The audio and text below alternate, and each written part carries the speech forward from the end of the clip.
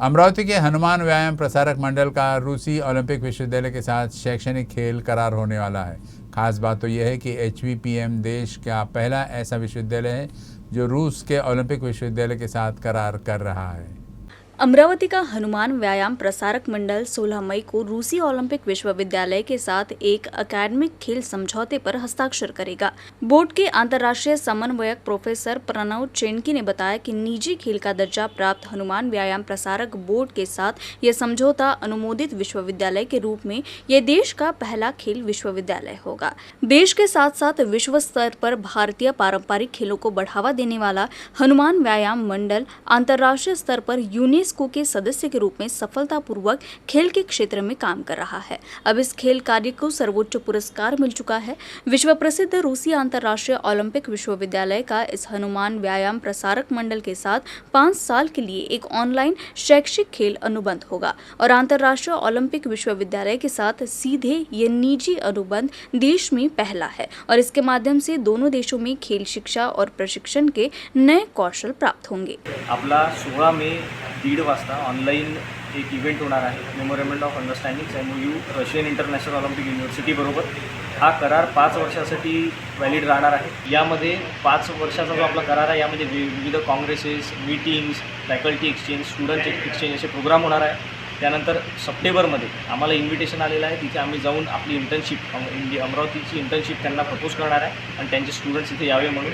आणि आपल्याकडून त्यांनी एक स्टुडंट फुल स्कॉलरशिपवर तिथे बोलवण्याची आपल्याला संधी दिलेली आहे, जो की ऑलिम्पिक प्रोग्राम वर्ल्ड लेवलचा स्पोर्ट्स ॲडमिनिस्ट्रेशनशी रिलेटेड आहे। त्याकरता एक आपला स्टुडंट इथून मुलगा किंवा मुलगी तिथे जाणार आहे आणि तिथे ती शिक्षण घेणार आहे फ्रीमध्ये आणि हे कलेक्टिव्ह एफर्टच आपल्या स्टुडंटला फायद्यात नेणार आहे आणि समोर असाच आपण करत राहू अशी आपण हे करू। आणि मी पहिलेही बोललो होतो की जशी आता स्पोर्ट्स युनिव्हर्सिटी झाली, समोर आम्ही जरूर इंटरनॅशनल स्पोर्ट्स युनिव्हर्सिटीकडे पण बघूया। अमरावती जिले में टेम्बापेड़ी बैराज प्रकल्प के प्रकल्पग्रस्त परिवारों के पुनर्वसन का मुद्दा अभी तक सुलझा नहीं है, जिससे प्रकल्पग्रस्त परिवारों ने अपनी मांगों को टेम्बापेड़ी प्रकल्प का काम बंद कराकर आंदोलन शुरू किया है। अमरावती जिले में टेम्बापेड़ी बैराज प्रकल्प का कार्य 2007 में शुरू हुआ था। इस प्रकल्प में रोहनखेड़ा, टेम्बा, पर्वतपुर 3 गांव के जलमग्न क्षेत्रों की 750 हेक्टेयर कृषि प्रकल्प को हस्तांतरित कर दी गई और प्रकल्प का काम शुरू हो गया। लेकिन पिछले 15 साल से इन तीनों गांव के ग्रामीणों का पुनर्वसन नहीं हुआ है। प्रकल्प का 70% काम पूरा होने के बावजूद 800 घरों सहित गाँव का अभी तक पुनर्वास नहीं किया गया है। गाँव के जलमग्न क्षेत्र में चले जाने के कारण गांव की मूलभूत सुविधाएं भी सरकार ने बंद कर दी है, जिससे ग्रामीणों को सरकार द्वारा दी जाने वाली सुविधाओं से वंचित रहना पड़ रहा है, जिससे प्रकल्पग्रस्त परिवारों को समस्याओं का सामना करना पड़ रहा है। स्थिति ये है कि यहाँ के युवकों का विवाह भी नहीं हो पा रहा, उन्हें कोई अपनी बेटी नहीं देना चाहता। इसलिए अब प्रकल्पग्रस्त परिवारों ने प्रकल्प के काम का विरोध करते हुए शर्त रखी है कि जब तक हमारा पुनर्वास नहीं हो जाता तब तक हम प्रकल्प का काम शुरू नहीं होने देंगे। आमच्याकडे 2007 पासून म्हणजे धरणाचं प्रोजेक्ट आहे आमच्या इथं, तर तो प्रस्तावित आहे, कामही चालू आहे। 2007 पासून आता 2023 आहे, आता म्हणजे जवळपास 16 वर्ष झाले। 16 वर्षात एवढ्या वर्षापासून कामही जोरात चालू आहे, पण गावाचा अजिबात पुनर्वसनाचा निर्णय अजिबात घेतलेला नाही। म्हणजे शासनाचं याकडे दुर्लक्षच होत आहे। आमची अशी मागणी आहे, कारण आमचं म्हणणं काय आहे की पहिलं गावाचं आधी पुनर्वसन करा, पैशावाल्यांना पैशाची मागणी पूर्ण करा तुम्ही, किंवा जागा ज्यांना पाहिजे त्यांची पुनर्वसनाची पण जागा तुम्ही निश्चित करून द्या। आणि आम्हाला आतापर्यंत वेळोवेळी आमच्या गावकऱ्यांनी भरपूर वेळा आंदोलनं केली, पण आश्वासनं आम्हाला फक्त अशीच भेटली आजपर्यंत, फक्त खोटी आणि खोटीच आश्वासनं भेटली की आम्ही काम बंद ठेवू, तुमच्या गावाचा निर्णय लागूच तर। भरपूर मिटिंगा झाल्या आजपर्यंत, पण त्यांनी हा शब्द पाळला नाही। आता आज रात्रीचे कामंसुद्धा चालू करत आहेत ते। ह्या लोकांना काहीतरी असं वाटलं पाहिजे की आपण बाबा काही बोलतोय, म्हणजे ते अक्षरशः लोकांच्या भावनांशी खेळत आहे। यात आमची हेच मागणी आहे की आधी आमचं पुनर्वसन आणि पैशाचा मोबदला जो काय आहे ते आधी तुम्ही गावकऱ्यांच्या मताने ठरवून द्या, आमचं पुनर्वसन करून द्या, त्यानंतरच तुम्ही कामाला सुरुवात करा आणि प्रशासनाने याची प्रामाणिकपणे दखल घ्यायला पाहिजे, आमची अशीच मागणी आहे। टेम्बा बॅरेज प्रकल्प तालुका अमरावतीमध्ये येत आहे। त्याच्यानं टेम्बा बॅरेज प्रकल्पाचं काम हे 2007 पासून सुरू झालेलं आहे। तेव्हापासून आम्हाला कोणत्याही नागरिक सुविधा वगैरे काही सर्व बंद केलं आहे शासनानं। कोणते घरकुल नाही, काही नाही, काहीच नाही। तर आमच्या शेतीमध्ये जे पाणी जाणार आहे त्याच्या खरडून जात आहे शेती दरवर्षी. त्यांचा कोणताही मोबदला दिला जात नाही आणि प्रकल्पाचं काम जोरात सुरू आहे आणि पोलीस प्रशासनाचा दबाव आणून हे प्रकल्पाचं काम सुरू आहे. जोपर्यंत आम्हाला पुनर्वसन वगैरे देत नाही तोपर्यंत यांनी काम बंद ठेवावं आणि आमच्या ज्या नागरी सुविधा ह्या पुन्हा चालू करून देण्यात याव्या. कर्नाटक विधानसभा चुनाव में मिली सफलता से उत्साहित अमरावती में शहर कांग्रेस कमेटी द्वारा बडनेरा मार्ग पर स्थित संकट मोचन विजय हनुमान मंदिर में महाआरती की गई. इस दौरान कांग्रेस के पदाधिकारियों और कार्यकर्ताओं ने कहा कि हनुमान जी ने भाजपा की धार्मिक राजनीति पर गदा फेर दिया. शहर कांग्रेस कमेटी की ओर से दशहरा मैदान के समीप संकट मोचन विजय हनुमान मंदिर में महाआरती की गई. इस दौरान डॉक्टर सुनील देशमुख ने कर्नाटक चुनाव में बजरंगबली के नाम का ध्रुवीकरण करने वालों के खिलाफ जमकर निशाना साधा. शहर कांग्रेस कमेटी के अध्यक्ष बबलू शेखावत, पूर्व पालक मंत्री डॉक्टर सुनील देशमुख, पूर्व मेयर विलास इंगोले, पूर्व मेयर मिलिंद चिमोटे, प्रदेश उपाध्यक्ष भैया पवार समेत बड़ी संख्या में कार्यकर्ता और पदाधिकारी मौजूद थे.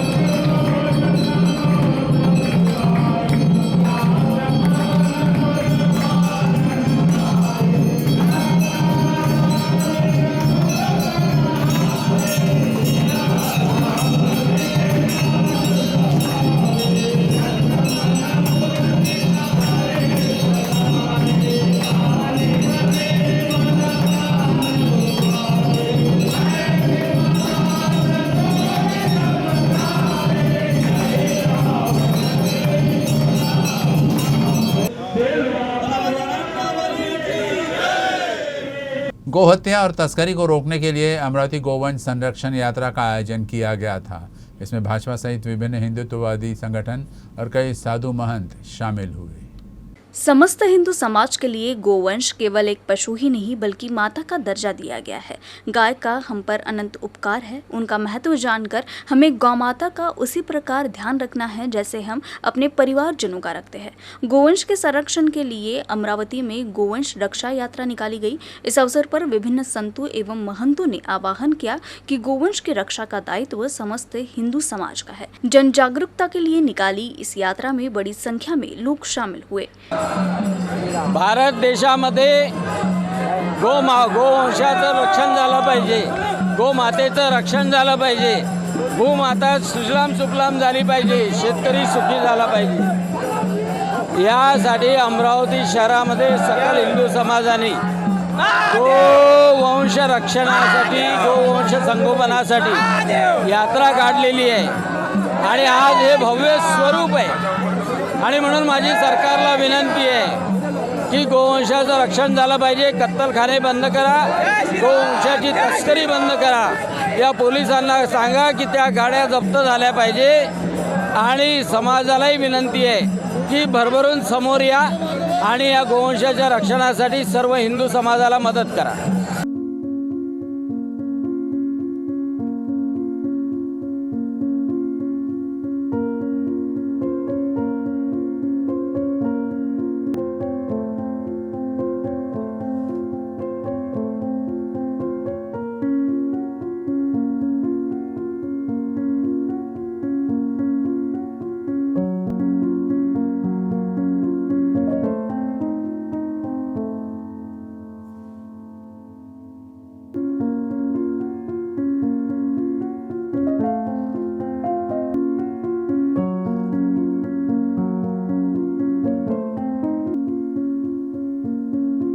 इस यात्रा में भारत माता, गंगा माता, तुलसी माता, धरती माता और गौ माता स्वरूप की 5 कन्याओं धर्मवीर संभाजी महाराज, चक्रवर्ती सम्राट विक्रमादित्य, राणा महाराणा प्रताप सिंह, छत्रपति शिवाजी महाराज, महाराजा रणजीत सिंह, बिरसा मुंडा आदि की झांकियां आकर्षण का केंद्र रही. गोवंश हत्या बंदीच्या संदर्भातला कायदा केला.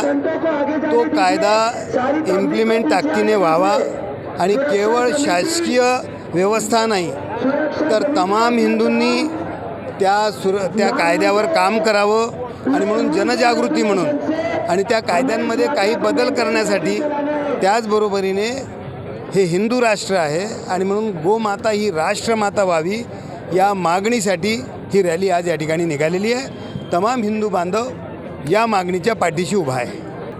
गोवंश हत्या बंदीच्या संदर्भातला कायदा केला.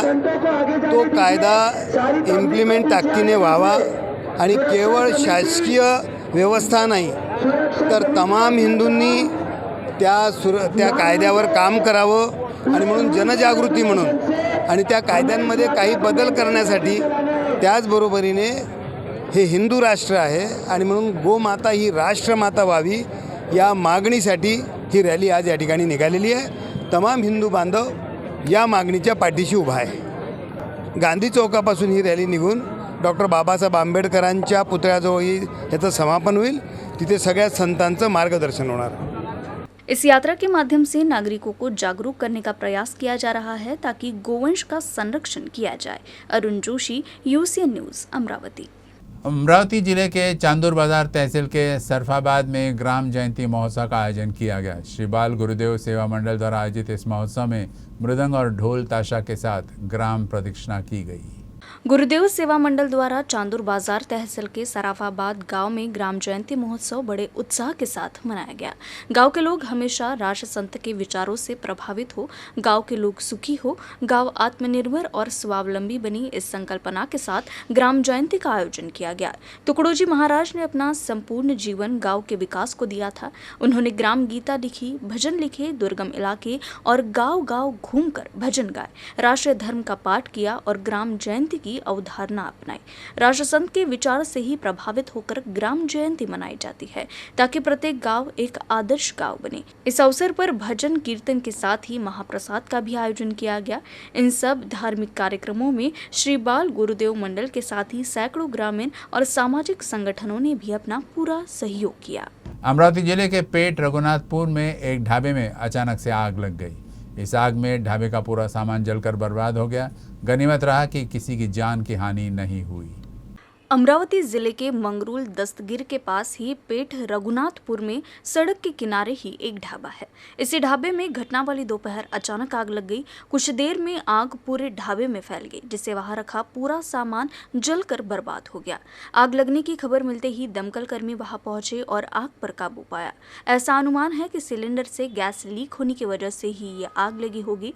वैसे गनीमत रही कि आग में कोई हताहत नहीं हुआ। सोशल मीडिया पर आपत्तिजनक पोस्ट के कारण देर रात निर्माण हुए तनाव के मद्देनजर अकोला शहर के जुने इलाके में धारा 144 लागू कर दी गई है। इसके चलते अकोला शहर में रविवार को हर तरफ सन्नाटा रहा। बाजार, दुकानें, पेट्रोल पंप और इंटरनेट सेवाएं बंद है। पुलिस ने स्थिति को नियंत्रित तो किया है और नागरिकों से अफवाहों पर विश्वास न करने और शांति बनाए रखने की अपील की है।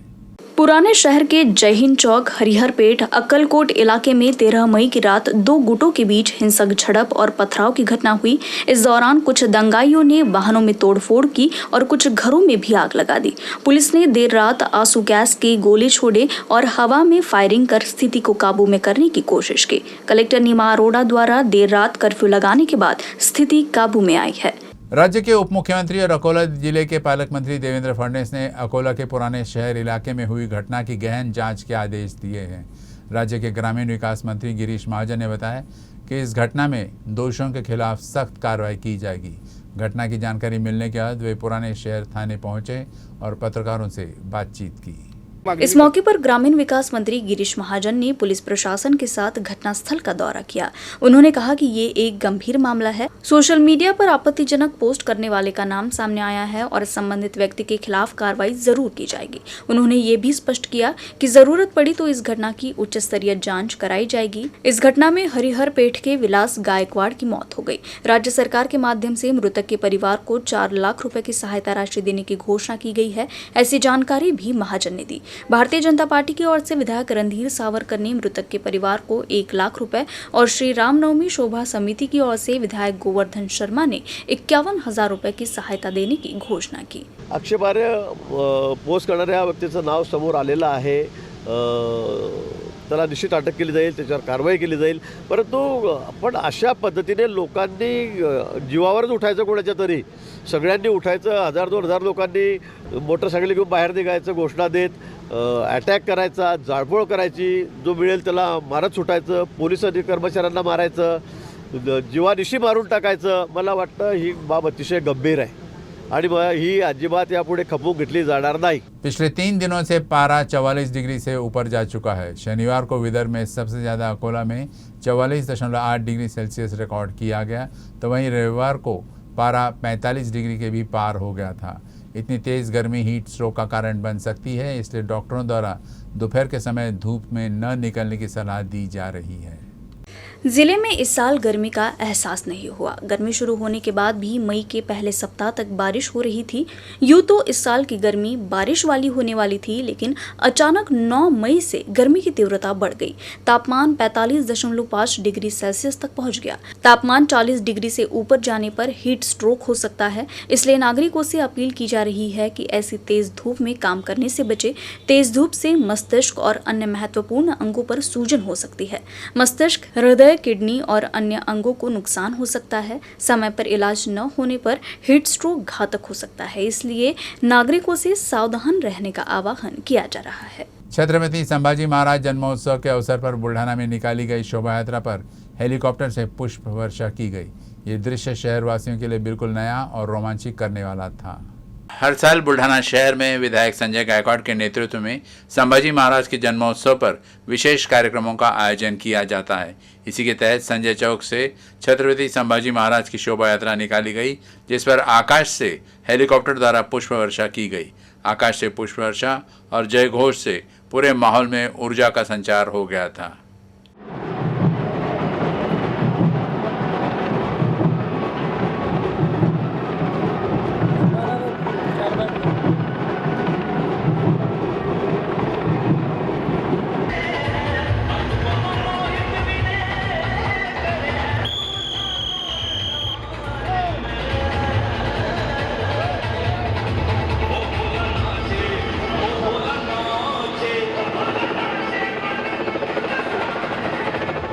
न्यूज़ रूम से बस इतना ही, लेकिन खबरों का सिलसिला आगे भी जारी रहेगा। आप देखते रहिएगा यूसीएन अमरावती न्यूज़।